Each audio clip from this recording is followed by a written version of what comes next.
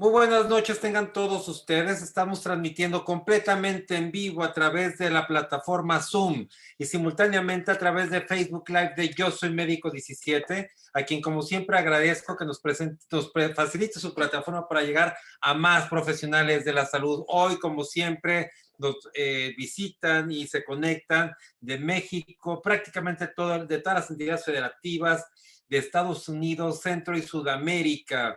Si usted es miembro de un colegio de médicos y requiere una de las pláticas que damos en el ámbito médico legal de Medical Legal Center para capacitación a los profesionales de la salud de su colegio médico en petit comité de forma más cercana, no duden en contactarnos, solamente tiene que solicitarlo a atención.mlc@gmail.com, atención sin acento.mlc@gmail.com, y lo hacemos sin ningún costo en estos momentos de pandemia completamente para ustedes. Yo les recuerdo que todas nuestras pláticas están grabadas y usted puede volver a verlas en YouTube. Puede entrar a YouTube, teclea Medical Legal Center y las verá ordenadas cronológicamente.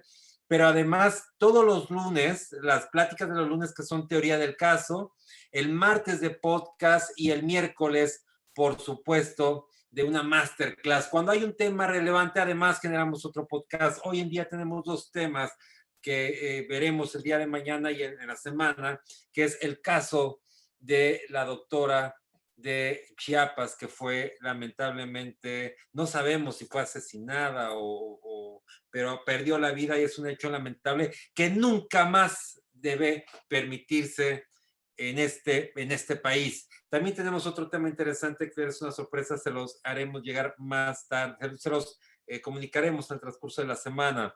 También les recuerdo que en nuestro Facebook de Medical Legal Center tenemos siempre a nuestra invitada, a la doctora Diana López. Ella es neuropsicóloga y siempre temas muy actuales. Hoy en día, de acuerdo con reportes de grandes estudios, de grandes compañías de asesoramiento, han determinado que uno de los temas más graves que enfrenta la comunidad médica es el tema emocional, el tema de la asesoría, sí, de que requieren este apoyo, este soporte psicológico, y para eso tenemos a Diana López. Yo les pido que la vean, la puedan contactar, etcétera. Ella aporta siempre para la comunidad médica en el Facebook de Medical Legal Center. Entran a Facebook, teclean Medical Legal Center y la van a ver.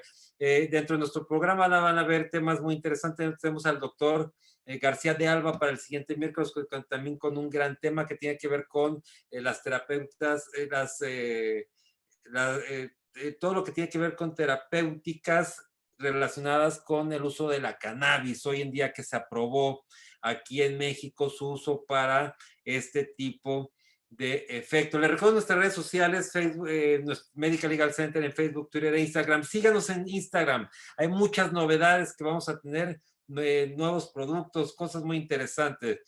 Y les recuerdo que las preguntas nos las hagan siempre por el capítulo de preguntas y respuestas, más que por el de chatear. También les recuerdo que nos ayuden a compartir esta información con más profesionales de la salud para que cada día seamos más. Para mí hoy es un gusto, un privilegio poder presentar a nuestro invitado del día de hoy. Es un invitado de casa. Él es el licenciado Eduardo Becerra Zamora. Él es abogado especializado en temas de derecho médico, es abogado senior de Medical Legal Center Salomon & Warner. Tiene un diplomado en Derecho Procesal Penal relacionado con el nuevo sistema de justicia adversarial, los juicios orales. Es asesor de diversos colegios y agrupaciones médicas y ponente de temas de derecho a la salud en diversos congresos médicos. Y él nos hablará de un gran caso, nos planteará un gran caso que él ha atendido y que tiene que ver con el trabajo pues, bueno, se denominó el trabajo de parto innecesario y muerte del recién nacido. Y recuerden que el principal objetivo de la sesión de los lunes, que es teoría del caso, es aprender con estos casos. No es determinar si fue bueno, fue malo, es qué pasó para que nunca más nos vuelva a pasar. Y es un mecanismo muy interesante de aprendizaje. También quiero, antes de darle el uso de la voz al licenciado Eduardo, quiero reiterarles que hoy Licenciado, si ya puede abrir su cámara, por favor. El día de ayer se cumplieron 10 meses de transmisiones de este tipo de transmisiones de Medical Legal Center, algo que iniciamos de una manera, por una semana, se ha convertido en una labor titánica de 10 meses y seguiremos haciéndolo mientras ustedes se sigan conectando y lo hacemos especialmente para ustedes. Licenciado Eduardo, muchas gracias. ¿Cómo está? Muy bien, licenciado. ¿Y usted? Bien, bien, pues agradecido. Qué bueno que nos pueda compartir con la comunidad médica su experiencia en este caso y sobre todo deje esta enseñanza a la comunidad médica que tanto lo necesita. Lo dejo con los mejor público que son los profesionales de la salud y nos vemos usted y yo en la sesión de preguntas y respuestas. Muy bien, licenciado. Bueno, buenas noches a todos. Como comenta el licenciado Abraham Dávila, mi nombre es Eduardo Becerra, soy abogado. Formo parte del staff de Medical Legal Center. Vamos a empezar con esta charla, más que ponencia, yo lo veo como una charla para todos ustedes. Déjenme poder abrir. Ok. Bueno, ahí tenemos pantalla. Vamos a iniciar con esta plática de este caso en particular que a mí personalmente me tocó asistir hace algunos años y que tiene sus peculiaridades que más adelante pues las vamos a estar observando, analizando. Y como bien lo señaló el licenciado Abraham Dávila, para tener un panorama completo de qué hacer, qué no hacer, cuándo la regamos, cuándo actuamos pues de buena manera y se malinterpretan estas acciones, ¿no? Entonces, vamos a dar inicio con esta sesión. El tema es, se denominó trabajo de parto innecesario y muerte del recién nacido en el área obviamente de ginecología y obstetricia. Empezamos con esta frase, el médico cura, solo la naturaleza sana, ¿no? Entonces, pues ya vamos definiendo este punto en razón de que pues nadie está obligado a lo imposible. O sea, vamos a actuar en base a nuestro conocimiento, a nuestra práctica, en base a nuestra capacidad resolutiva, pero no podemos ir más allá de eso. Y es un principio en derecho que muchas veces pues es mal aplicado, sobre todo en cuestiones médicas. Vamos a entrar de lleno al tema en específico. Quiero plantearles estos antecedentes para que conozcamos de qué estamos hablando, conozcamos cuáles eran los antecedentes de la paciente que tenía, cómo transcurrió. Y bueno, pues se trata de una paciente femenina, en ese tiempo tiene 26 años, con embarazo de 41 semanas de gestación. Al interrogatorio directo niega enfermedades crónico-degenerativas, niega alergias, transfusiones y enfermedades de transmisión sexual. Presenta menarca a los 11 años con ciclos irregulares, inicia una vida sexual activa a los 18 años, 4 parejas sexuales, es la gesta número 2, ya tenía de antecedente un aborto. Fecha de última menstruación, bueno, eso se localiza en el año 2016, así se establece en su expediente, 4 de septiembre del 2016. Fecha probable de parto, 11 de junio del 2017. Como antecedentes de consulta prenatal, pues acudió a 10 consultas anteriores. ¿Cuál es su padecimiento actual? Ella se presenta el 19 de junio del 2017. Refiere a acudir a una revisión, pues vamos a llamarlo, por haber cumplido ya su 41 semana de gestación. Se decide, por los antecedentes que tenía y por la fecha probable de parto, ingresarla para la interrupción del embarazo. Niega datos de vasoespasmo, refiere movimientos fetales presentes. ¿Qué establece el médico que la ingresa a la exploración física? Dice, paciente consciente, orientada en las 3 esferas, está cooperadora, alerta, bien hidratada, campos pulmonares bien ventilados, ruidos cardíacos de adecuada intensidad y frecuencia, abdomen globoso, expensas de útero grávido, ocupado por feto único vivo. Ojo con esto, porque desde aquí ya vamos a empezar a ver cómo marcha este trabajo de parto. Longitudinal cefálico en posición de occipito posterior, con frecuencia cardíaca fetal de 146 latidos. Al tacto vaginal se aprecia cérvix con 2 centímetros de dilatación y 40% borramiento. Apneos integro. Ingresa al servicio de tococirugía Y desde aquí vamos a empezar a ver las horas que se registraron cuando esta paciente ingresa al servicio de tococirugía, que en este caso es a las 15:19 horas del día 19 de junio del 2017. Ojo, sin trabajo de parto activo, por lo que se va a iniciar la inducción del trabajo de parto. Antes de pasar a la siguiente diapositiva, hasta aquí nos quedamos y aquí quiero que ustedes puedan visualizar que aparentemente todo estaba bajo control, todo estaba dentro de los rangos normales, producto bien, no hay sufrimiento fetal, ya trae 2 centímetros de dilatación, se va a iniciar la inductoconducción, pero vamos bien, hasta este momento vamos bien. Ojo, 15:19 horas del día 19 de junio del 2017. ¿Qué pasa a las 12:15 horas de la noche del 20 de junio del mismo año? ¿Qué sucede en este momento? Porque ya nos encontramos a esta hora una nota que dice cesárea urgente. ¿Qué sucedió? Dentro de los antecedentes se establece que es una paciente de 26 años de edad, gesta 2, diagnóstico de embarazo de 41.1 semanas de gestación en trabajo de parto activo y ojo, en periodo expulsivo prolongado, lo cual se pasó con dilatación y borramiento completo a sala de expulsión a las 23:30 horas. Tenemos entonces ya un promedio de 45 minutos de maniobras de rotación, ¿sí? Y desde aquí entonces ya empezamos a visualizar que esto se va a complicar. Se asistió a trabajo de parto presentando arresto en el descenso fetal por variedad de posición occipito posterior, lo que habíamos identificado cuando se ingresó a esta paciente. Persistente que no se modificó a pesar de maniobras de rotación, además de poca cooperación materna durante el periodo expulsivo, por lo que evidentemente se decidió una interrupción del embarazo vía abdominal de manera urgente. En este momento, la doctora registra una frecuencia cardíaca fetal de 130 latidos por minuto, se notifica a pediatría y se pasa a sala de quirófano de manera urgente. ¿Qué sucede después de esta situación? Bueno, ya imaginamos un panorama algo desfavorable.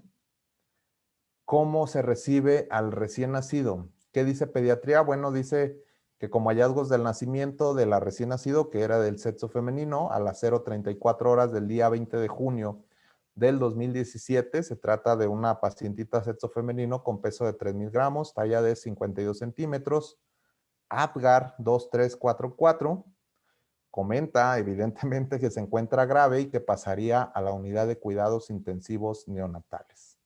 El día 21 de junio del 2017, la recién nacida se refiere en el certificado de defunción que muere debido a las alteraciones causadas en los órganos interesados por proceso asfíctico. Y entonces, ya tenemos un caldo, una revoltura, unos hechos, un montón de hechos que ya nos configuran y nos van a enfocar a un proceso legal, ¿sí? ¿Por qué? Porque tenemos a una paciente que lleva un buen control prenatal, tenemos a una paciente que en consulta subsecuente le dijeron todo va muy bien, no hay ninguna anormalidad. Tenemos a esta paciente, pues, que esperaba un embarazo sencillo, o sea, un trabajo de parto como cualquier otro, y que a final de cuentas terminó en la muerte de su bebé al siguiente día de haber dado a luz. Esto evidentemente trasciende un plano legal, va a pasar al tema de una denuncia ante Fiscalía General de la República por ser una entidad federal, pública federal. Y aquí está la transcripción, obviamente se cambiaron algunos datos para proteger los datos personales de estas personas, pero es la transcripción de la denuncia por comparecencia que hizo la paciente. Me voy a permitir leerles partes de esta denuncia porque los hechos, como los vimos inicialmente de una manera resumida, son muy coincidentes con lo que realmente la paciente está relatando, ¿sí? ¿Y qué me llama la atención de esto? Que casi de 100 pacientes o 100 personas que denuncian, les puedo asegurar que más de la mitad en algunas de sus denuncias mienten. o señalan situaciones que en realidad no sucedieron. Pero cuando leamos la denuncia de esta paciente nos vamos a dar cuenta que muchas de esas cosas que la paciente dice son muy coincidentes con lo que pasó en la realidad y con lo que quedó asentado en el expediente clínico.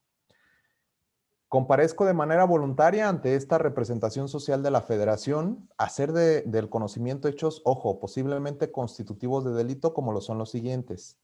El 3 de octubre del 2016 se realizó una prueba de embarazo, la cual resultó positiva.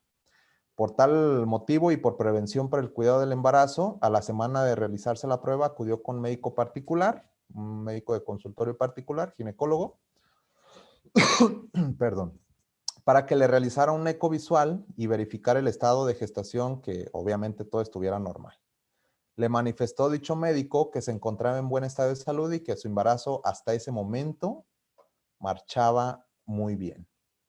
Por lo anterior y como revisiones cotidianas para su cuidado, a finales del mes de noviembre aproximadamente, la de la voz, o sea, la que denuncia, comencé a acudir a la clínica del Instituto Mexicano del Seguro Social, donde mes con mes asistí a dicha clínica para mi revisión. ¿Se acuerdan el antecedente de 10 consultas prenatales? Bueno, quiere decir que llevó un buen control prenatal.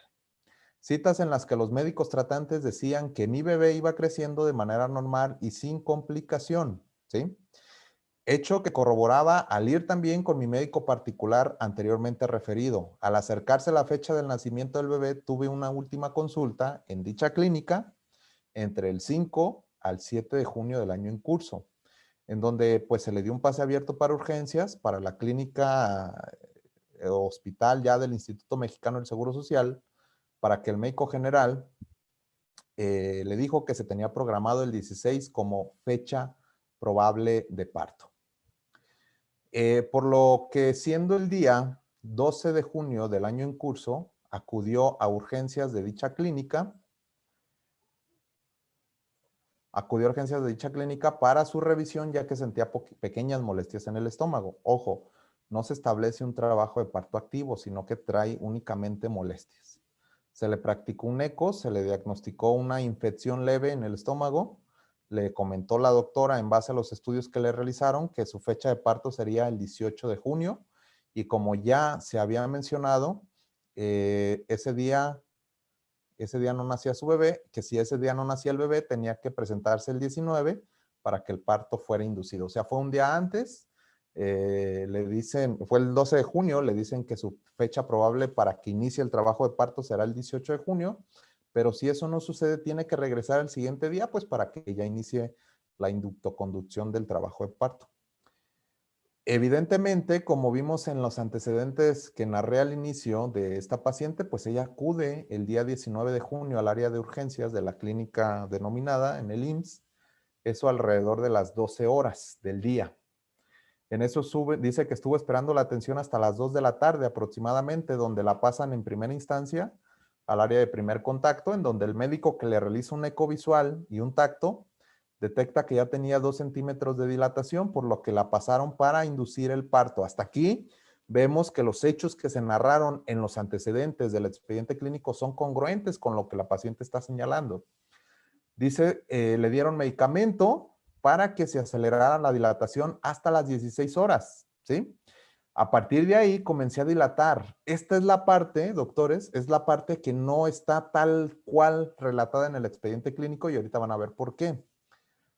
A las 16 horas empezó a dilatar, dejándose en espera para revisión hasta que terminó el cambio de turno, en donde el personal del nuevo turno me revisó, haciéndome un tacto y un eco sonoro, dándose cuenta que ya tenía 3 centímetros de dilatación, un trabajo de parto muy lento que casi no avanzaba.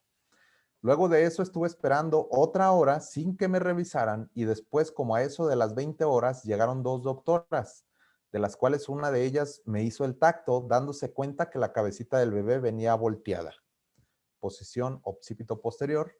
Después de eso pasaron otros 20 minutos cuando la otra doctora me hizo otro tacto, reventándome la fuente, toda vez que me comentó que le estaba estorbando al bebé para su nacimiento y que aparte le estaban estorbando otras 2 membranas y la vejiga, manifestándome que tenía que orinar para que pudiera darle más espacio al bebé para que saliera. Pero eso nunca ocurrió, ya que la bebé nunca mostró la cabecita. En eso llegó otra doctora a quien le comentó una de las doctoras que ya se encontraba ahí que la cabeza del bebé venía volteada, que qué es lo que podía realizar, manifestándole a la doctora que había llegado que no se preocupara, que la pasaran a su área, pero para esto le comenté a la doctora que ya me sentía muy cansada, que ya llevaba varias horas pujando y que ya no podía más, que por favor me hiciera la cesárea. Paréntesis, ya tenemos un antecedente donde, si bien es cierto, se debe de dar preferencia a un trabajo de parto natural o a un parto natural fisiológico antes que a la cesárea, pero tenemos también el antecedente que la paciente ya lleva varias horas en trabajo de parto, que lleva pues un avance en su trabajo de parto muy lento, ¿sí? Y que además ella misma refiere ya, hágame la cesárea. Ojo hasta aquí, porque más adelante van a ver el desenlace de esta situación. ¿Qué le comenta o le contestaba? Que era que el bebé tenía que salir de forma natural, por lo que la pasaron como a un quirófano en donde una doctora se subió a mis costillas y en cada contracción empujaba para que el bebé saliera, mientras la otra me subía a las piernas para poder cortarme entre la vagina y el ano, metiéndome las manos, jalándome al bebé, pero de esto nada resultó. Y esto es congruente. O sea, esto cuando lo empiezas a leer, empiezas a ver expediente clínico que omitieron varias circunstancias que no se cotejaron, que no se registraron, entonces algo me llama la atención y dice algo estuvo mal. En eso llegó otro doctor, el cual les comentó que si no salía en una más, él iba a bloquearme. Aquí se refiere ya al anestesiólogo. Para esto hicieron un estirón más, del cual no resultó nada, por lo que de inmediato me voltearon para ponerme la raquia y en ese momento también otra doctora me practicó un eco, volteando a ver a los otros doctores con ojos de preocupación, ya que el pulso del bebé estaba muy bajo. Aquí me llama mucho la atención porque la doctora que deja registrado la nota quirúrgica o la nota prequirúrgica establece que hay 130 de frecuencia cardíaca fetal. De ahí me comencé a sentir mareada por la raquia y el cansancio, y al voltear a ver a uno de mis lados pude observar que la doctora que había detectado que mi bebé venía con la cabecita volteada se encontraba como tirada en el piso en shock. Posiblemente no así, pero a lo mejor sí algo preocupada o cansada por las maniobras que estuvo realizando alrededor de 50 minutos. Fue en ese momento que sentí que los doctores comenzaron a realizar la cesárea, logrando sacar al bebé, el cual no respondía, no respiraba, no tenía al parecer ningún signo vital, comentándome uno de los doctores que el bebé estuvo adentro por 1 minuto y medio sin respiración directa. Esto no sé de dónde lo saca, pero bueno. Inmediatamente otro doctor, al parecer pediatra, le conectó una sonda al pulmón para ver si lograba respirar, pero no reaccionaba. De ahí se fueron al proceso de reanimación sin lograr que mi bebé reaccionara. Después de haber realizado todo lo anterior, solo me acercaron al bebé para que lo reconociera, mencionándome que se lo llevarían para aplicarle medicamento y estabilizarlo, pero yo ya la observé amoratada, hinchada y con los ojos muy saltados. Así estuve ayer hasta las 17:30 horas del 21 de junio del presente año, hasta que llegó la encargada de piso, quien me dijo que rápido me parara para que fuera a ver a mi bebé al área de cuidados intensivos.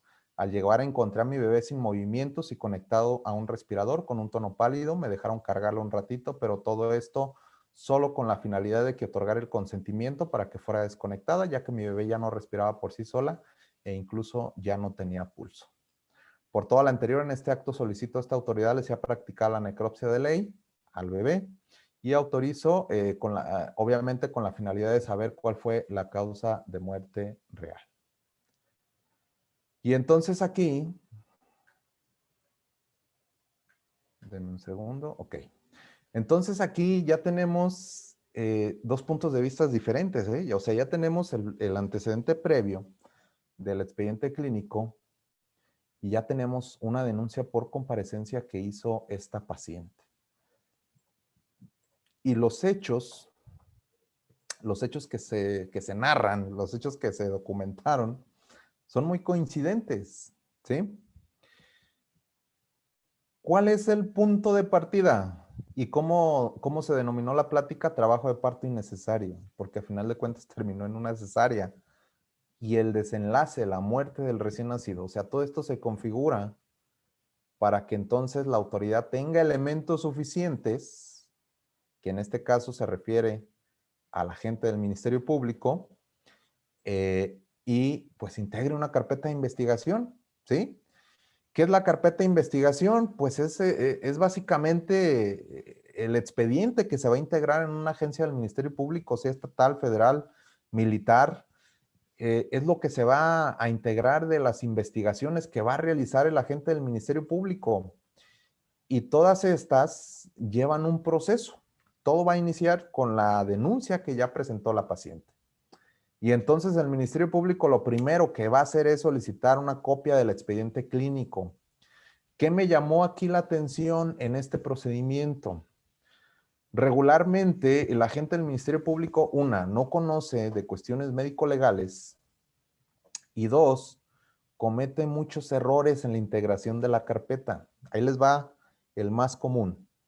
El más común, ya sabemos que en muchos hospitales públicos, privados, sociales, tenemos la figura del expediente clínico electrónico. Dentro de las formalidades legales, esto ya es un tema legal, ¿eh? Dentro de las formalidades legales, para yo poder integrar un documento digital que está en una nube o en un servidor o en un aparato de almacenamiento, no puedo llegar y decir, a ver, tú fulanito, dame lo que tienes ahí impreso en unas hojas, porque eso se vuelve ilegal al no requerirlo a través de cierto procedimiento, porque entonces eso a mí como contraparte me dejaría en un estado de indefensión al no saber si realmente lo que se extrajo de esta computadora es lo que obra en físico acá. ¿Sí me doy a entender? Entonces, existe un principio, que se llama en derecho el principio de mismidad. Sé que es un nombre muy lógico, pero bueno, eso quiere decir que ese principio debe de velar porque lo que yo extraiga de manera digital sea lo mismo que físicamente obra dentro de una carpeta de investigación.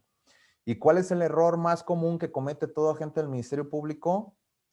Hay un expediente clínico electrónico. Pues ¿sabes qué? Ya gire oficios al representante legal, al director, a quien haga las veces del representante legal del hospital y ya me lo mandó impreso y ya cumplí. Y entonces ya tenemos una prueba ilegal, ¿sí? Y lo dejamos, que el Ministerio Público pues crea que evidentemente tiene esa prueba a su favor. Pero ¿qué pasa en este caso en particular cuando yo me doy cuenta que el Ministerio Público solicitó al área de dictaminación pericial, al área de informática en dictaminación pericial, recabar el expediente clínico electrónico? O sea, ya está adelantándose a ese paso, ¿sí? ¿Qué quiere decir? Que esta carpeta de investigación la va a integrar muy bien, ¿sí? O por lo menos el expediente clínico ya no se le fue, ya lo requirió como debería de ser. Después de eso, pues obviamente por la petición de la madre va a ordenar que se realice la necropsia, va a ordenar a la policía investigadora que lleve a cabo entrevistas a los que participaron o conocieron de los hechos, va a ordenar un parte médico de lesiones de la paciente para ver si no tuvo alguna lesión secundaria. Va a ordenar que se cite a todos los médicos, como el procedimiento a muchos de ustedes ya lo conocen, así es, que cite a todos los médicos que brindaron una atención médica a que rindan una declaración, ya sea como imputado o como testigo. Y el punto más importante, pero ojo, no es la verdad absoluta y más adelante les voy a decir por qué. El punto más importante para el Ministerio Público es el dictamen médico pericial a los peritos oficiales, que muchos de ellos son médico-legistas. Solicita el resultado de la necropsia para ver pues cuál fue la causa de muerte y así es como va a ir integrando su carpeta de investigación, ¿sí? Este es un panorama general para entender cómo se integró esa carpeta de investigación, una carpeta de investigación que estaba buscando un responsable. O sea, a diferencia de otros procedimientos que me ha tocado atender, pues vemos cierta no empatía con el asunto por parte de la gente del Ministerio Público, sino pues muchas de las veces lo hace pues porque es su deber, es su trabajo. Pero en este caso en particular veía yo a un agente del Ministerio Público interesado en el asunto, que estaba haciendo las cosas bien y que todo probablemente estaba encaminado a un desenlace muy desfavorable para los médicos que participaron, ¿sí? Médicos imputados, a todos los citó como testigos, pero únicamente decidió citar a 2 ginecólogos como imputados. El que ingresa a la paciente al área de tococirugía o el que la ve en el área de tococirugía y el que realiza las maniobras y realiza la cesárea. ¿Y por qué? ¿Por qué les puse aquí este punto donde tengo entonces 3 médicos? Porque aquí es donde entra la confusión. ¿Qué sucede? ¿Cuál es la disyuntiva en cómo se dieron los hechos realmente? Ojo, para que tomen nota y aprendan de esta situación desfavorable. Tenemos 3 médicos involucrados, 3 médicos especialistas en ginecología y obstetricia, el médico A, el B y el C. Médico A ingresa a paciente para inducción a trabajo de parto. En caso de que no avanzara, se realizaría una cesárea, obviamente no urgente. Este médico A establecía que él lo único que quería era justificar una cesárea, o sea, ingresarla, inducir el trabajo de parto. Si no avanzaba, ya tenía una justificación para hacer una cesárea. Este médico A le dijo a la paciente que le iba a hacer la cesárea en el transcurso de la noche. Y hasta cierto punto, pues era respetable esta decisión, a mi punto de vista, la más cuerda, ¿no? O la más viable hasta ese momento. Tenemos el médico B, valora a la paciente y decide continuar con trabajo de parto por continuar avanzando el mismo. ¿Qué dice? Hay condiciones, va avanzando, vamos a dejarla para un expulsivo, para un parto fisiológico, y vamos a hacer maniobras de rotación para acomodar al bebé porque venía en la posición de occipito posterior. ¿Y qué demonios hacía el médico C?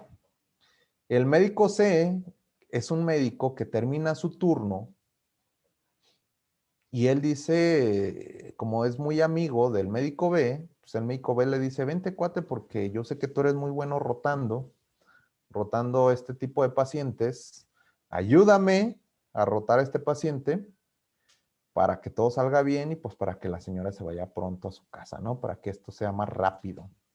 Y el médico se acepta, ¿sí? ¿Qué sucede cuando esta paciente ingresa a expulsivo? Médico A dice, yo no me meto. Médico B y C dicen, nosotros nos la aventamos. Entran, como ustedes ya lo escucharon y como lo registró el doctor al momento, antes de hacer la cesárea, 45 a 50 minutos de maniobras de rotación que no resultaron en nada. Se complica y tienen que hacer una cesárea urgente. ¿Qué pasa o cuál es el parteaguas dentro de esta situación? Bueno, quien yo asisto en este procedimiento es al médico A. El médico A, yo ese día recuerdo que me encontraba de guardia, el médico A marca directo a la línea alrededor de las 7, 8 de la noche y dice, quiero reportar un caso. Ok, ¿cuál es el caso? Los antecedentes que ya conocemos, pasó esto, yo hice esto. Muy bien, doctora. Le digo, pues mire, lo que va a hacer lo siguiente, llene sus notas, vamos a poner bien la historia clínica. ¿Usted no participó en las maniobras de rotación? No, yo no participé. Muy bien. No firme nada más que lo que únicamente usted conoció. Es que me pidieron apoyo para entrar a la cesárea. Bueno, pues firme como ayudante, ¿sí? ¿Qué pasa después? Porque ahí nos quedamos, o sea, ahí nos quedamos en esa sintonía con la doctora de que reporta esta situación, de que le doy estas indicaciones y de que no veía una situación complicada. Posteriormente, cuando es citada esta doctora a la Fiscalía de la República, me doy cuenta, cuando empiezo a analizar el expediente clínico, que esta doctora ginecóloga A aparece en las notas de ingreso que inició la conducción al trabajo de parto, aparece que participó en las maniobras de rotación, como si ella las hubiera realizado, y aparece que participó en la cesárea. Y entonces en ese momento, pues es una cuestión que me saca de onda porque, o sea, ya habíamos quedado en una situación real, o sea, no estábamos cambiando nada, era real lo que había hecho. ¿Por qué se incluyó en esas notas que pues una, no le convenían y dos, no le incumbían? Porque no había participado en eso. ¿Qué me dice la doctora? Es que bajó el director del hospital.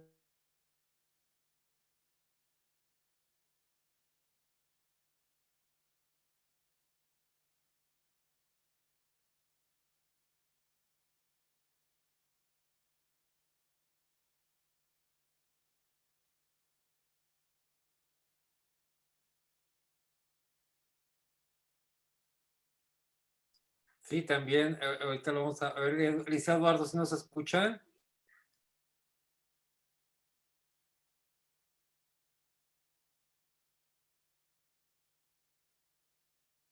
Sí, vamos a esperar un momento que se vuelva a conectar, seguramente se desconectó, pero estoy teniendo comunicación con él, con el ponente.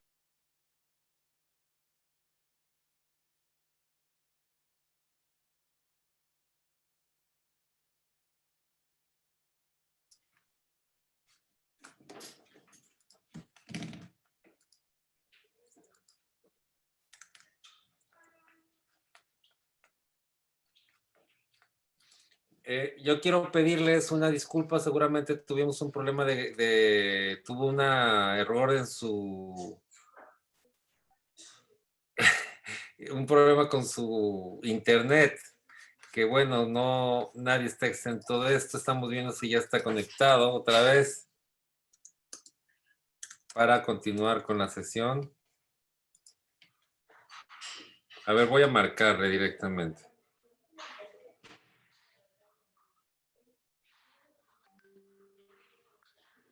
Ya dice que ya está, ya me contestó, está conectándose. Tuvo un problema. A ver.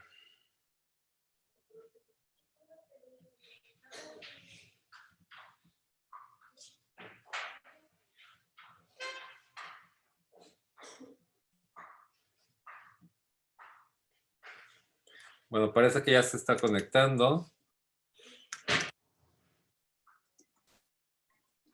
Quiero pedirles que su paciencia unos minutos más, unos segundos más. También, además, aprovecho para recordarles nuestro podcast que tendremos el día de mañana y que tiene que ver con la situación que estamos viviendo hoy en día en Chiapas con la doctora que falleció y que por supuesto, no queremos que nunca más vuelva a ocurrir. Uno de los comentarios que hacemos es que hay grupos como los maestros, etcétera, que han hecho las cosas de una manera quizás forzada. La comunidad médica no lo ha hecho así. La comunidad médica ha tenido respeto de las instituciones, siempre son profesionistas y como tal han actuado de una manera muy cautelosa siempre. Pero eso no implica que seamos permisivos con lo que está pasando en Chiapas y estoy seguro que esto nunca más debe de volver a ocurrir. Y es uno de mis comentarios que vamos a hacer. El otro podcast tendrá que ver con lo que ha ocurrido ahora con el comentario lamentable, desafortunado de un profesional de la salud en relación con la salud del presidente de la República. Yo entiendo que pueda ser o no eh, compatible con su ideología política o no, pero eso dista mucho del tema profesional. Un profesionista como un médico, incluso si en caso de guerra, incluso si fuese un enemigo, tiene la obligación de salvar su vida. Entonces, son temas que deben hacer, que debemos tener mucho cuidado en la manera en que el profesional de la salud opina, porque puede tener una trascendencia como este comentario lamentable. Licenciado Aldo, estamos en línea. Ya lo veo conectado. Ya, adelante. Ya, ahora sí lo veo conectado. Nomás no lo veo. Sí, gracias. Gracias.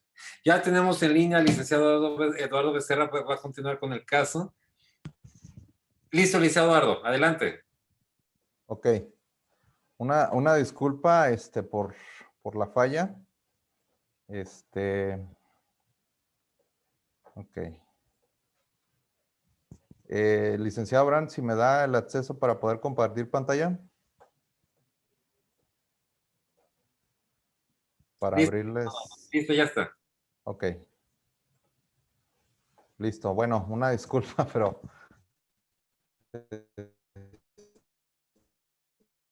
eh, eh, esta cuestión de la tecnología de repente no. Licenciado, se escucha muy cortada su voz. Yo le sugiero, incluso si cree necesario, apagar su cámara para que no consuma tanto internet. Adelante. Entonces, vamos, eh, eh, Licenciado, lo seguimos escuchando muy. hablábamos de esta disyuntiva de las asesorías, disyuntiva que Licenciado Eduardo, lo escuchamos muy cortado. Entonces yo le pido que no sé si se pueda conectar a la red de su teléfono celular. ya está conectado, ¿eh? Ya lo escucho bien, ya lo escuchamos bien. Adelante. Ok.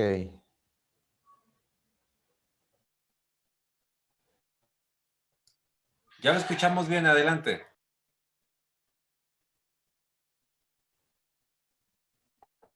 Bueno, vamos a tratar de sintetizar esta situación, pues para... Bueno, vamos a continuar, las que se presentaron al momento de recabar esta información de las declaraciones y demás. ¿Qué sucede? ¿Qué sucede cuando ya tenemos un dictamen pericial por parte del perito que establece esta responsabilidad dentro de este procedimiento y establece las siguientes conclusiones en base a lo que les voy a exponer más adelante? Bueno, primero dice, sobre la base del estudio documental del expediente que le fue proporcionado, determina que en la atención médica a la paciente de referencia, pues sí hay acciones que constituyen una mala práctica médica, por parte de los médicos adscritos al servicio de ginecología del hospital en que se trata, durante la atención del trabajo de parto e indicación de cesárea tardíamente, el día 19 de junio del 2018, del 17. Y en su segunda conclusión dice que encuentra desapego a la norma oficial mexicana de la norma 007 del 2016 para la atención de la mujer durante el embarazo, parto y puerperio y de la persona recién nacida, evidentemente porque se sometió a un trabajo innecesario, porque no hubo una medición de la capacidad de parir de esta paciente, no hubo un registro en el tema de la frecuencia cardíaca fetal cada 30 minutos, como lo establece la norma oficial, y se basa en estos señalamientos. Dice que al ingreso de la paciente solo se realiza un rastreo, un ultrasonido sencillo, solo se midió el líquido amniótico, pero no se realizó una fetometría. A la exploración física no se refiere si la pelvis es útil o no es útil, no refiere si es un producto macrosómico, ni hace referencia a talla y peso de la madre. No se hizo referencia sobre algún estudio clínico o paraclínico para evaluar si es viable un parto vaginal y si sin esto se ha realizado la inductoconducción. No existen notas de evolución de las 21, 22 y 23 horas, sino hasta las 12, 15 horas donde se registra la nota preoperatoria.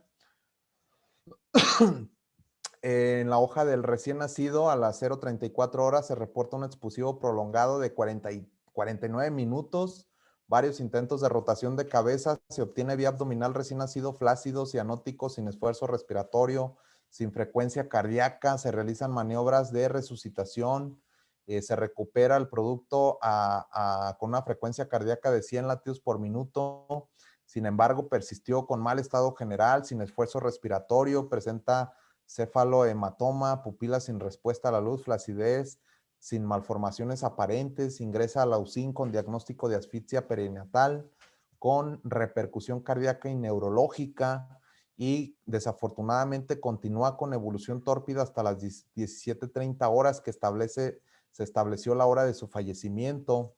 Ojo con esto, doctores, expediente clínico, norma 004 de cajón, notas y partograma, la paciente de mérito fue vigilada y monitoreada cada hora hasta la dilatación completa durante esta fase del trabajo de parto sin presentar alteración de la frecuencia cardíaca, indicativas de sufrimiento fetal. Sin embargo, la guía de práctica clínica y la norma oficial mexicana para la atención de la mujer embarazada indican que las pacientes deberán ser monitoreadas cada media hora. Esto fue severamente criticado por el perito. La desproporción cefalopélvica no fue identificada oportunamente, toda vez que, como se ha referido a lo largo del presente análisis, no se realizaron todos los estudios pertinentes a fin de evaluar la viabilidad de un parto vaginal. La evaluación médica fue superficial. No se agotaron todos los elementos necesarios para emitir un diagnóstico de certeza. No se realizaron pruebas complementarias para evaluar el binomio. No se evaluó si existía desproporción cefalopélvica. En ninguna nota se hace referencia a si la pelvis es útil para el parto vaginal. En el partograma se refiere pelvis suficiente, pero no se determinó las medidas en el canal del parto. Aunado a que la paciente refiere que durante la atención del parto le realizaron la maniobra de Christeller, la cual es ampliamente conocida como productora de lesiones en los productos y que además ya está prohibida. El no interrumpir oportunamente el embarazo por vía abdominal se traduce en una conducta negligente por parte de los médicos tratantes. En este sentido, la Lex Artis constituye un conjunto de conocimientos adquiridos por una ciencia que establece un mínimo de diligencia y previsión que resulta exigible. En este caso, no se actuó apegado a la Lex Artis, no se agotaron los medios necesarios para arribar a un diagnóstico adecuado, lo que conllevó a graves complicaciones y el desenlace fatal para el producto. Y entonces, doctores, hagamos un análisis interno del caso con los antecedentes, con las determinaciones que el perito pues nos está señalando severamente y vemos un panorama desfavorable para los médicos, porque hasta cierto punto, digo, no es que vaya, que las determinaciones del perito sean ley, pero sí le da un punto de partida tanto a la gente del Ministerio Público como al juez que va a resolver de este procedimiento. Dice, en ese caso particular no se previnieron las complicaciones, esperando innecesariamente casi una hora para decidir la operación cesárea, por lo que no se brindó atención médica oportuna, y aquí se refiere evidentemente a las maniobras de rotación, ¿sí? ¿Qué dice el certificado de la necropsia? Dice que la muerte del recién nacido se debió a las alteraciones causadas en los órganos interesados por proceso asfíctico secundario a una hipertensión pulmonar del recién nacido. En la descripción microscópica, el corazón con signos de punción y corte vascular muestra comunicación interauricular con persistencia del ducto arterioso, ambas anomalías de alto gasto. Y entonces ya vemos una cuestión que va a dar vuelta a esta situación, o sea, el resultado de la necropsia y los resultados de histopatología, pues nos dan hasta cierto punto esa esperanza que estamos buscando, porque la cosa se empieza a complicar todavía más. ¿Qué dice el aperito respecto a la necropsia que establece? Porque hasta cierto punto, pues decías, bueno, pues ya venía con malformaciones, iba a morir, pero el aperito se saca esta conclusión respecto a la necropsia y dice, se tiene el resultado de necropsia, el cual refiere como causa de muerte una hipertensión pulmonar de recién nacido, el cual es secundario a asfixia perinatal.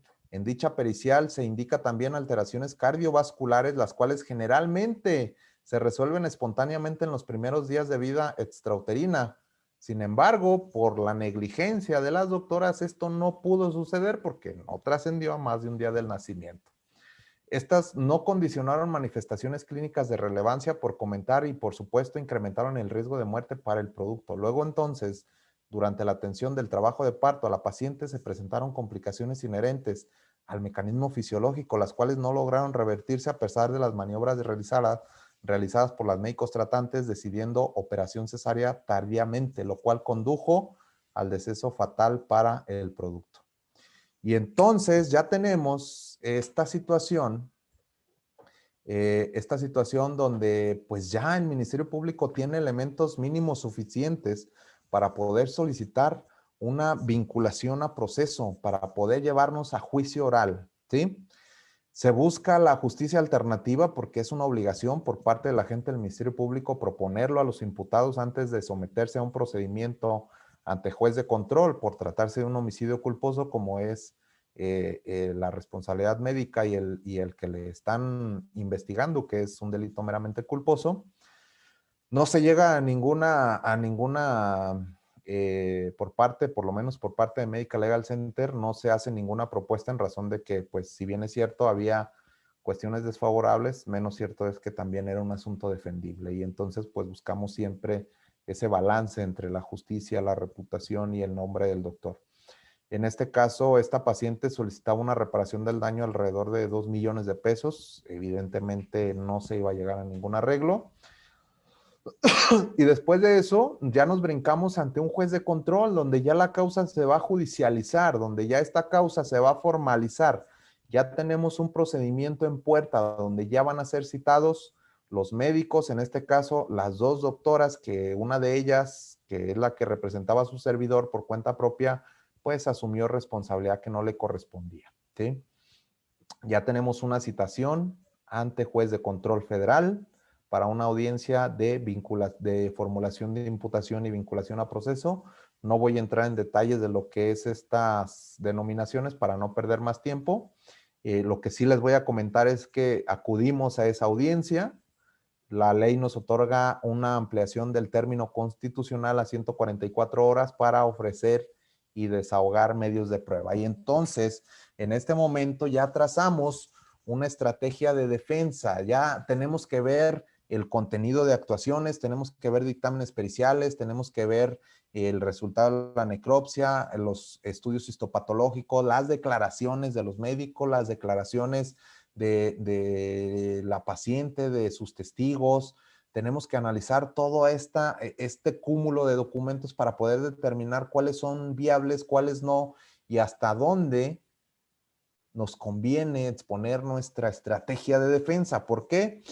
Vamos a abrir un pequeño paréntesis aquí. Ojo, la audiencia inicial solo requiere datos de prueba mínimos. ¿Qué quiere decir esto? Que hasta este momento, para poderlos vincular a un procedimiento penal, el Ministerio Público no, o el agente del Ministerio Público no necesita tener 100% probado el cuerpo del delito. Basta con que diga, tengo o se está investigando esta persona, esta es la conducta delictiva que le estoy reprochando, tengo estas pruebas, si bien es cierto, no pruebas absolutas que determinan la responsabilidad, pero sí que nos puedan determinar que el doctor estuvo, participó o cometió el hecho que estoy investigando. Y entonces, ¿qué es lo que hace el juez? Un estándar mínimo de prueba, dice, lo vinculo a proceso. Ojo, doctores, la vinculación a proceso no quiere decir que ya se perdió el asunto o que ya usted es responsable de lo que se está investigando. Es en estos momentos la única formalidad del procedimiento de juicio oral, ¿sí? Cuando ya estamos sujetos a un procedimiento de juicio oral que consecuentemente va a venir más adelante. Pero, ¿por qué les pongo o por qué hago este paréntesis? Porque no todos los asuntos se vinculan y no todos los asuntos se solucionan aquí, ¿sí? En este caso en particular, ¿qué tenemos dentro de la carpeta de investigación? Tenemos una necropsia hecha por un médico legista y tenemos un resultado de histopatología. La necropsia nos dice que muere por una hipertensión pulmonar de recién nacido, una cuestión ya de nacimiento, y el histopatológico nos dice que hay una comunicación en los conductos del corazón, pues que también vienen ya de nacimiento. Ojo, no tenemos como tal ya la solución al problema, pero sí tenemos, doctores, elementos por lo menos mínimos para poder establecer hasta este momento que este recién nacido, aún y cuando se hubiera realizado una cesárea desde el inicio que ingresa esta paciente, posiblemente tuviera el mismo resultado. ¿Cómo vamos a obtener esta información? Todo esto se va a llevar a cabo a través de interrogatorios. Ojo con esto también para que lo tengan muy en cuenta. No todos los criterios de los jueces admiten a interrogar a un perito, a un testigo, etcétera, ¿sí? Igual no vamos a perder tiempo explicando esta situación, pero en algunos supuestos, en algunos estados, les comento esto porque de repente sí nos toca litigar en varios estados de la República y los criterios pueden ir cambiando de un juez a un juez. Entonces, para tenerlo en cuenta, en este caso en particular, se ofrece un interrogatorio al perito que determinó la responsabilidad dentro del dictamen de responsabilidad médica. ¿Y qué es lo que buscamos, doctores, dentro de un interrogatorio? Yo no quiero ir y que el perito repita lo mismo que ya estableció en su dictamen. Este nuevo sistema, bueno, ya ni tan nuevo, pero todavía mucha gente lo ve como algo novedoso. Este nuevo sistema de justicia penal, por sí solo el documento no va a llegar a oídos del juez ni de las partes, va a llegar a través de la información que se extrae del perito. ¿En qué me voy a enfocar? ¿Qué es lo que me interesa de este perito hasta este momento? Su formación profesional. Señor perito, ¿por qué motivo se encuentra aquí? Ah, pues es que emití un dictamen de responsabilidad profesional por la atención médica que le brindaron a la paciente fulanita. Ah, ok. ¿En qué especialidad médica se le brindó esa atención a la que hace referencia? En la especialidad de ginecología y obstetricia. Ok, díganos, perito, su número de cédula que lo faculte para poder emitir un dictamen en ginecología y obstetricia. No tengo, pero soy médico legista. Ok. Bajo esa prerrogativa que usted ya señaló ser médico legista, ¿tiene experiencia práctica dentro de la práctica de ginecología y obstetricia? Evidentemente tampoco la tengo, pero me encargo de dictaminar. Sí que bueno, se encarga de dictaminar, pero no es especialista, no tiene práctica y entonces está dictaminando en base a cuestiones meramente subjetivas, ¿sí?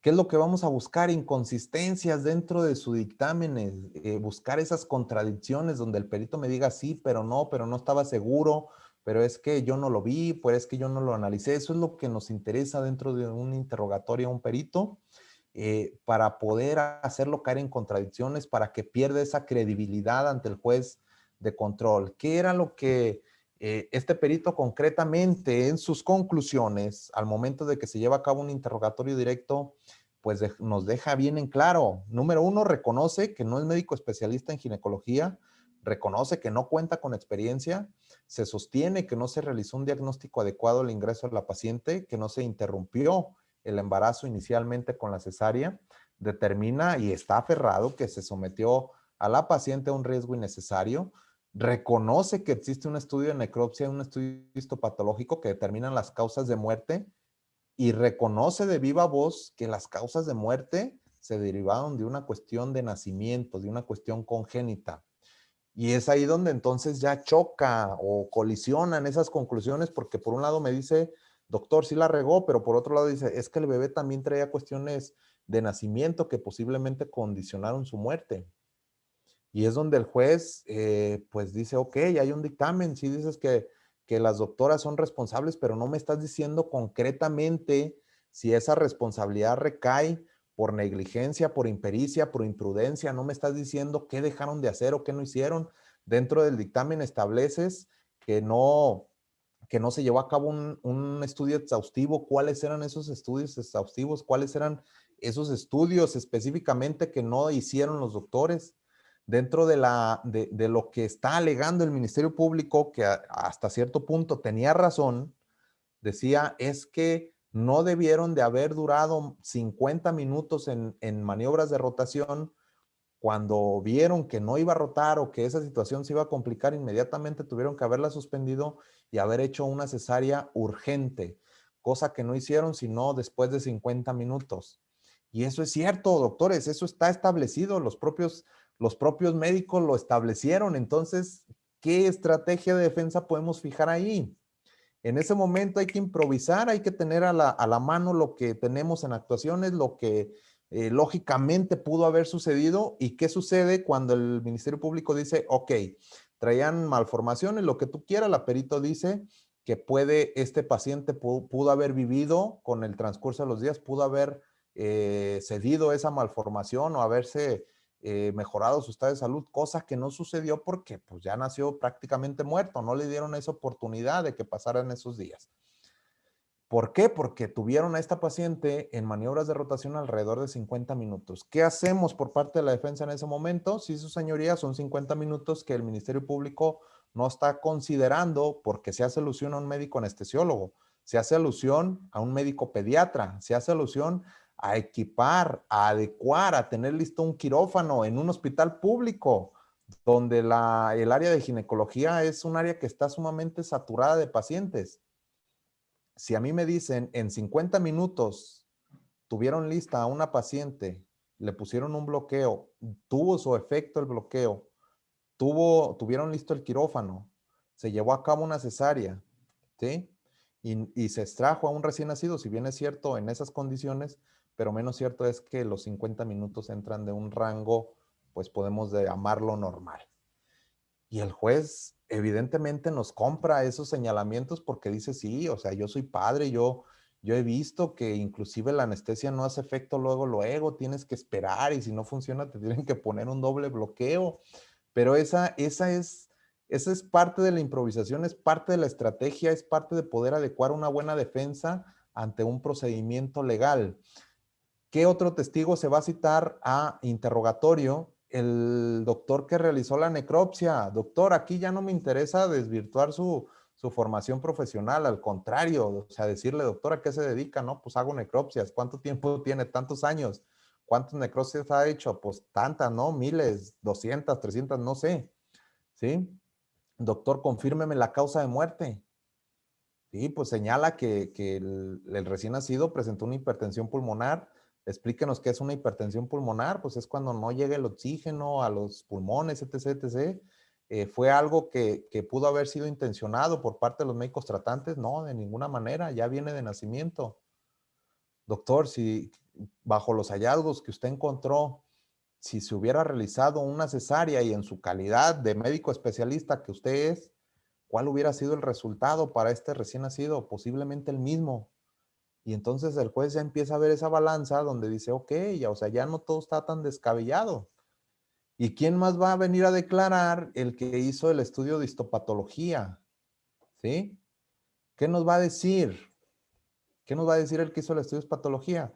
Igual, su formación profesional, cuál es su práctica, doctor, pero aquí ya no demeritando, sino dándole a conocer al juez que el perito es el idóneo, que sí sabe lo que está haciendo, porque evidentemente lo que determinó dentro de del estudio que realizó nos interesa.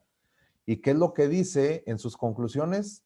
Pues primero nos explica que es un estudio microscópico, que realizó a las muestras del tejido que le fueron enviadas, nos confirma que es una malformación de nacimiento, nos confirma que estas no fueron ocasionadas por los médicos tratantes, que ya lo traía desde antes de nacer, que no es posible detectarlas antes del trabajo de parto, pues en todo caso eso correspondía al médico que llevaba el control prenatal. Y entonces, de estar muy abajo, ya tenemos esta manifestación arriba. Ojo con estos dos puntos de la necropsia y el estudio histopatológico, porque la gente del Ministerio Público, cuando realiza la formulación de imputación y señala cuáles son los datos de prueba con los que pretende vincular a proceso a nuestra representada, no hizo alusión a estos estudios, porque no le convenían, evidentemente. Y eso también se debe de hacer notar al juez, que el Ministerio Público falta su deber de lealtad como servidor público de dar a conocer todo lo que obra en la carpeta de investigación, porque entonces aquí ya me dejan en un estado de indefensión porque el Ministerio Público dice, ah, pues esto te perjudica, esto sí lo voy a poner, y esto que no te perjudica, pues no. ¿Verdad? Entonces, debe de ser una situación proporcional para entonces yo tener armas suficientes y poder determinar cómo voy a resolver. ¿Cuál es la resolución de la petición de vinculación a proceso? Después de que el juez dicta un espacio de tiempo para poder analizar las constancias, porque son asuntos de algo complicados para un ministerio público, para un juez que no conoce constantemente de cuestiones médicas. Se tiene que aislar una o 2 horas para ver las constancias, la grabación, ver cuáles fueron los alegatos de ambas partes, las pruebas, lo que los peritos señalaron. Y al final el juez delibera y resuelve que efectivamente no hay elementos suficientes. Ojo, no hay elementos suficientes para vincular a proceso a las imputadas, puesto que de los antecedentes que se señaló por parte de la Fiscalía no encuentra una responsabilidad penal, porque el juez se queda con la idea de que se hizo lo que se tenía que hacer, se queda con la idea de que los 50 minutos fueron los adecuados para tener lista, hacer maniobras. tener lista a una paciente para someterla a un procedimiento anestésico, tener listo al pediatra y tener listo un quirófano para llevar a cabo una cesárea. El mismo juez dice, es muy raro que en un hospital público te atiendan 2 médicos, regularmente es uno. Entonces, ¿qué es lo que el juez determina? Pues que si bien es cierto, el bebé tuvo un desenlace desfavorable que terminó en la muerte del mismo, no quiere decir que esa muerte corresponda al actuar o al no actuar de los médicos responsables, ¿sí? No quiere decir, y más porque lo corrobora el dictamen de necropsia, lo corrobora el estudio histopatológico. Es por eso que en esa situación el juez determina que no hay elementos suficientes, que no se va a vincular y que ese expediente se tiene que archivar ante la agente del Ministerio Público porque no puede determinar que exista una responsabilidad. Algo muy curioso que me llamó mucho la atención, el juez cuestiona al Ministerio Público de por qué había solicitado una audiencia de vinculación, de imputación y vinculación a proceso, puesto que de las constancias que ya se conocían, pues no había suficiente material probatorio para poder determinar esa vinculación a proceso. Y el Ministerio Público comenta por qué hay un dictamen donde el perito le dijo que sí hay responsabilidad. Ojo, ojo, doctores, aunque exista un dictamen que dice usted es el peor del mundo, el perito no tiene la verdad absoluta. Es un ente que guía, que orienta, pero no puede decir, es que ya el perito dijo que eres responsable, ya te toca pagar, ya tienes que enfrentar el procedimiento. No es así. Siempre debemos de contar pues con una representación legal, con un buen análisis del caso, con estas circunstancias que de alguna u otra manera nos puedan zafar de pues indebidamente de un proceso legal. Conclusiones, importancia, doctores, de poder defender un asunto médico legal aún con un dictamen de responsabilidad profesional en contra, pues obviamente va a estribar mucho en la experiencia de su abogado. Ojo, no todos los abogados pueden defender cuestiones médico-legales, hay que comprender los actos médicos, los tiempos, poder interpretar, poder ver, integrar un expediente clínico, conocer la legislación vigente en materia de salud. Hay más de 200 normas oficiales. Muchas veces los jueces, los ministerios públicos, los abogados particulares no las conocen. El perito no tiene la verdad absoluta, solo es un ente que orienta al agente investigador. No hay que someternos a indemnizaciones arbitrarias por una reparación del daño que, ojo, no esté debidamente sustentada. ¿Qué es lo que pasa muchas veces? Que enfrentamos un procedimiento, llega un dictamen mal hecho, el doctor se asusta o el abogado orienta a que cubra esa reparación del daño para que no enfrente el juicio oral. Podemos pagar en cualquier momento si la situación se descompone o si vemos un mal panorama hasta antes de la etapa de juicio oral. ¿Sí? Pero si hay elementos suficientes para poderlo defender, lo vamos a defender, vamos a seguir adelante con un procedimiento, pues que evidentemente lo saque de esa responsabilidad indebida. El agente del Ministerio Público y el juez en muchas ocasiones, el perito legista, no tienen los conocimientos necesarios en medicina legal, por lo que es importante, pues se allegue usted de una defensa adecuada. Bueno, esa es parte de este aprendizaje, de esta charla que tuvimos el día de hoy. Como comentaba el licenciado Abraham Dávila, no se trata de pues que exponer estas circunstancias para pues hablar mal de alguien o decirles no saben, los jueces, los MPs, pues cada quien hace su trabajo, pero sí es una buena manera de que ustedes puedan ver cuáles fueron los errores dentro de este procedimiento y que comúnmente pasan. Licenciado Abraham, no sé si quiera iniciar con el tema de preguntas, si es que tenemos preguntas, o usted dígame. Sí, ahí nos vamos a ir rápido, licenciado Eduardo. Francisco Zapote, éticamente, ¿cuál es la enseñanza? ¿Me escucha? ¿Me escucha, licenciado Eduardo?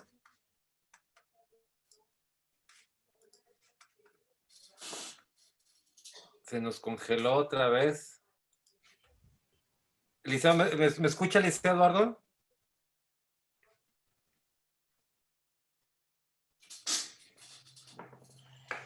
¿Me escucha?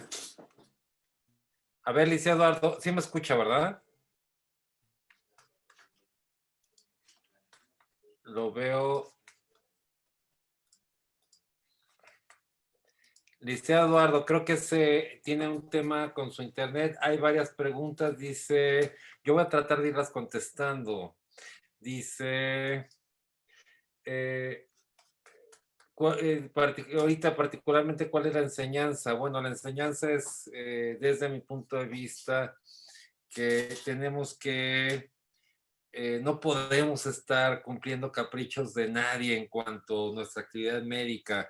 Solamente tenemos que registrar nuestros actos médicos, y aunque me lo pida el director, me lo pida quien sea que registre un acto diferente al que yo realicé, pues no podría ni debería hacerlo por las consecuencias que esto puede tener para mi persona. Licenciado Eduardo, ¿sí está ya conectado?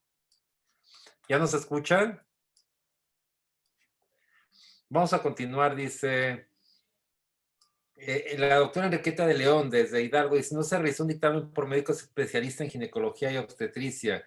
No se lograría hacer nexo causal con mal praxis por la presencia de la afección cardíaca del bebé. En el último de los casos, la mal praxis solo sería contribuyente. Pues muy buen comentario, y particularmente reitero la posibilidad que tienen todos los colegios médicos de formar a sus propios peritos. Nosotros con mucho gusto les ayudamos. Es necesario que se contacte el presidente del colegio con nosotros, y con mucho gusto podemos apoyarlos a que en su estado cada colegio médico tenga su propio perito. El doctor Agustín Salazar, a quien como siempre le envío un abrazo desde Veracruz, dice, agradecido de antemano con Medical Legal Center por este tipo de sesiones que nos dejan enseñanza. No es bueno hacer juicios a posteriori. Todos sabemos que no hay un expediente al 100%, hay que ver el entorno. No creo que haya habido ultrasonido en sala de parto. La paciente dijo que le hicieran eco. ¿Cuántos pacientes atendieron estos médicos en un turno? Habría que ver la bitácora de cuántos pacientes lo atendieron, y los peritos ginecólogos, pues muy buenos comentarios. El doctor además es un excelente perito en temas médicos. María Rocío Salazar, ¿qué pasa si se logra acuerdo y los doctores hayan pagado los 2 millones? ¿En qué condición profesional quedan las doctoras? Hoy en día, bueno, se ha establecido, no podría establecerse que son que son responsables. Sin embargo, sí se presume ese tema. Luego, entonces, desde mi punto de vista, si el médico es inocente y el paciente nos pide 10,000 pesos y el caso llevarlo nos cuesta 100,000, yo prefiero gastarme los 100,000, pero acreditar su inocencia, porque esto de inmediato resolvemos el problema, pero a la larga genera más casos, y esto genera después más problemas. Un caso mal atendido, el éxito de un paciente puede generar muchos más casos. Sin embargo, en un caso en donde el médico tiene la responsabilidad, yo soy un absoluto convencido que hay que pagarlo, porque no es posible tampoco que sufra el paciente y el médico también en un juicio. Eduardo, ¿ya está ahí conectado? A ver, Eduardo, si quieres no prenda la cámara, con la pura voz me va a ayudar a contestar las preguntas. Como pediatra creo que sí, lo raro o mal obraron mal las ginecólogas. Todos los bebés tienen persistencia de conducto arterioso que al no cerrarse en el tiempo provoca hipertensión pulmonar, y eso con la hipoxia es un círculo vicioso. ¿Qué opina, Eduardo? Se me cortó la señal en ese momento, licenciado. A ver, ahí va. ¿Los médicos pueden solicitar la autopsia como elemento para su defensa? Sí, claro que sí. De hecho, muchas de las veces, pues antes de hacer un comentario alusivo en alguna comparecencia ante agente del Ministerio Público a tratar de requerir una autopsia, pues sí hay que valorar todos los puntos de vista, porque no en muchas ocasiones nos puede salir un resultado favorable, como fue en el presente caso. En algunas ocasiones sí se puede determinar o se puede confirmar inclusive un tema o un supuesto de mal praxis que se puede confirmar con la autopsia, pero sí se puede solicitar en cualquier Muy momento. bien, nos vamos a ir rápido, Eduardo, porque hay muchas preguntas y ya se nos fue el tiempo. Silvia Guzmán y Luis Ortiz dice, excelente presentación y de verdad muy ilustrativa. Por ello la importancia de contar con un seguro de riesgos profesionales, pero sobre todo apegarnos a guías, normas y tener un buen expediente. Bueno, pues ¿quién mejor lo dijo? Lo dijo perfecto, muchas gracias. Moisés Galvez dice, excelente presentación del caso, demuestra la importancia de realizar necropsias a los recién nacidos que lamentablemente fallecen, pero y si no contamos en nuestra localidad con un patólogo con esa experticia necesaria o simplemente la paciente no acepta que le realicen necropsia al bebé, ¿esto cómo lo podemos resolver? Ok. Únicamente las partes que se vean involucradas en un procedimiento pueden solicitar la autopsia. Una de ellas, pues, es los padres o los familiares del paciente, y en la otra, quien tenga el carácter de imputado dentro de un proceso penal. De ahí en fuera, nadie más lo puede hacer. ¿Qué es lo que sucede en algunos procedimientos? Que lo citan como testigo y de repente el doctor quiere hacer uso de ese derecho, no es viable, hasta en tanto no le reconozcan ese carácter de imputado. Jorge Luis Segovia, ¿se toman en cuenta las notas de enfermería? Porque a veces el médico no hace la nota, pero queda registrado por la enfermera. Efectivamente, cuando queremos saber la verdad de los hechos, nos vamos a los registros de enfermería porque las enfermeras registran de pe a pa lo que está sucediendo. Entonces, evidentemente, también son tomadas en cuenta. El doctor Cuevas, muy buena presentación, además de estar debidamente preparados acorde a la Lex Artis, debemos contar con un seguro de responsabilidad médica con abogados como los de Medical Legal Center. Muchas gracias, doctor Cuevas, además le mando un abrazo. Paco Reyes, aprendizaje de la importancia del expediente clínico y sus implicaciones médico-legales. Edith Luna nos dice, ¿existe alguna normativa en relación a la aplicación de forceps? En este caso, debido a la rapidez de colocar forceps, quizás yo hubiese aplicado para variedad occipito posterior. En mi residencia nos capacitaron para la aplicación.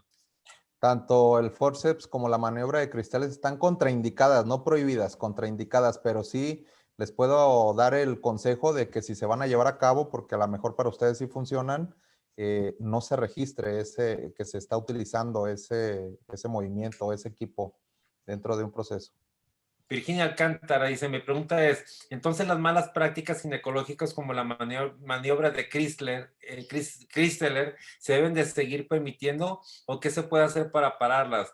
Y no estoy hablando de los buenos ginecólogos, sino de aquellos que dejan a veces a un trabajo de parto sin una buena monitorización o de la institución que en turnos completos dejan sin ginecólogo al área de tococirugía.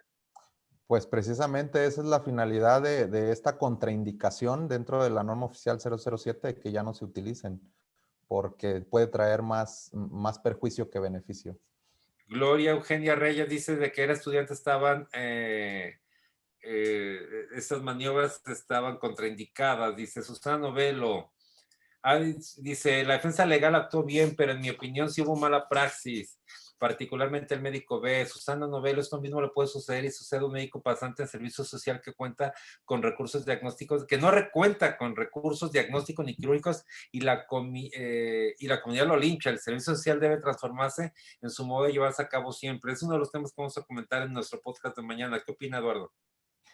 Precisamente así, de hecho, de ahí se desprende la importancia de que se registre todo lo que pasa en su expediente clínico para poder tener, pues, otra arma más de apoyo en un proceso legal.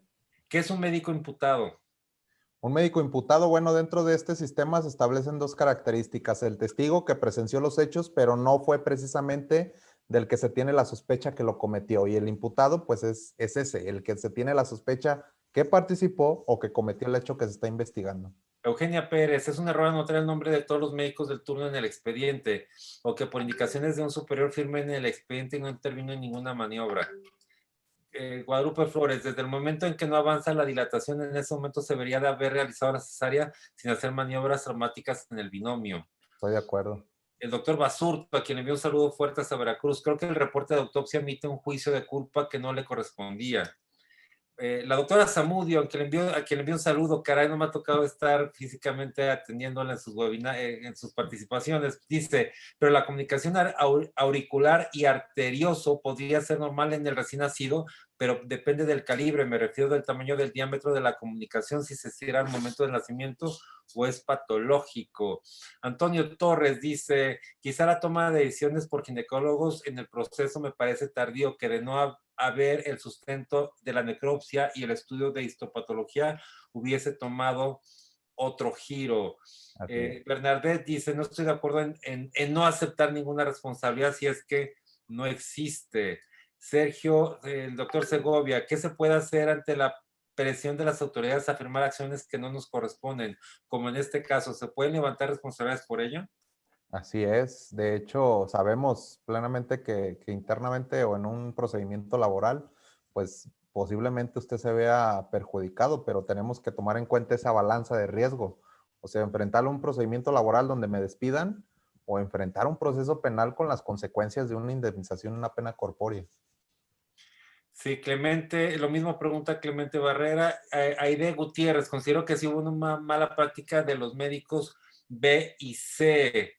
Muy buen caso, Bernadette, gracias, excelente plática. Así como existen las NOMS y las guías de práctica clínica, ¿existen guías de medicina legal para nosotros los médicos? Pregunta Karina Flores.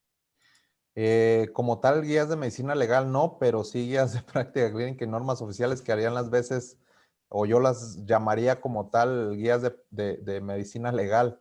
En sí, las normas oficiales, pues es la base de los procesos médicos que tienen que ver ya en un plano legal, en un procedimiento legal ante una autoridad competente. Elizabeth Soto dice, error como médico firmar lo que uno no realizó. O sea, el presidente de la República quien lo pide, sin importar, dice, sin importar quién lo pida, pues no habría que hacerlo, pues me queda completamente muy claro. Rogelio Rivera, en caso de terminar mi turno y tener una paciente con la posibilidad de complicación en el final del parto, ¿debo quedarme? Yo le recomendaría que sí, por lo menos hasta no dejarla con signos vitales estables o en un plano de atención médica que la paciente pueda estar estable. De lo contrario, la recomendación es que sí, no se retire o hasta en tanto no le reciba otro médico de su misma capacidad de esa paciente. César Calderón, desde Villahermosa, Tabasco, le envío un abrazo fuerte. Dice, la mala praxis deriva de una deficiente educación profesional. El trabajo para los bufetes de abogados aumenta cada día. Saludos, compañeros. Tenemos también aquí, no hay contraindicación para el uso. Ay, de repente llegan muchas preguntas y se nos van. Eh, dice, Agustín Salazar, el forceps no está prohibido. El problema es que cada vez que se está más satanizado y por eso mismo no se aplica. El doctor Ignacio Guzmán, un caso excelente, muy bien argumentado. La maniobra de Christeler es catalogada como violencia obstétrica, es causal de sanción profesional. No, como tal, no. Ya les comenté que no está prohibida, está contraindicada. Se debe valorar su riesgo-beneficio, pero en la norma 007 es establecido que de los antecedentes se ha registrado un mayor perjuicio que un beneficio, pero no está completamente prohibida.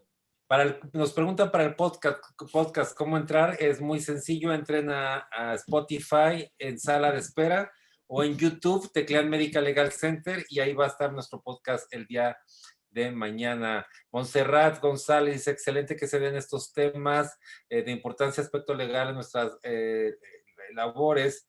Dice, sí, las doctoras salieron bien del caso por las malformaciones del bebé, dice Elizabeth Soto. No hay contraindicación para usar, ya lo comentamos. Bueno, pues son algunas preguntas. Eduardo, su mensaje final, por favor, para la comunidad médica. Ok, bueno, pues agradecer el tiempo y el espacio que nos brindan. Hay que estar documentándonos, hay que llegarnos de una buena defensa del abogado que usted quiera, pero sobre todo, pues, tener esa certeza de que tiene un abogado que conoce de procedimientos médico-legales. Yo me despido de ustedes. Buenas noches. Gracias, licenciado Abraham, por el espacio y seguimos pendientes. No, hombre, muchas gracias, Liceo Dardo, usted como siempre. Yo quiero agradecerles que se hayan conectado. Nos vemos el día de mañana con el podcast y el miércoles con la sesión Medicina Canábica, situación actual farmacológica y regulatoria por el doctor Alfonso Martín del Campo Lawrence. Nos vemos a las 8 de la noche. Yo les recuerdo que esta plática quedó grabada y pueden verla en YouTube. Entran a YouTube, teclean Medical Legal Center y ahí van a ver esta plática. Mañana el podcast pueden entrar en Spotify, teclean Teoría del Caso o también en YouTube Medical Legal Center lo van a ver. Y si usted es miembro de un colegio de médicos y requiere una plática de Medical Legal Center, ahora que está iniciando el año y quieren programar sus pláticas, no duden en solicitarla en atención.mlc@gmail.com y con mucho gusto ahí estaremos. Yo les recuerdo que todas las preguntas se leen, a no ser que ya las hayan preguntado, ya no se leen, pero todas sus preguntas quedan aquí y las leemos. Muchas gracias. Nos vemos el día de mañana grabado el podcast y en vivo el miércoles a las 8 de la noche. Muchas gracias por todo. Buenas noches. Hasta luego.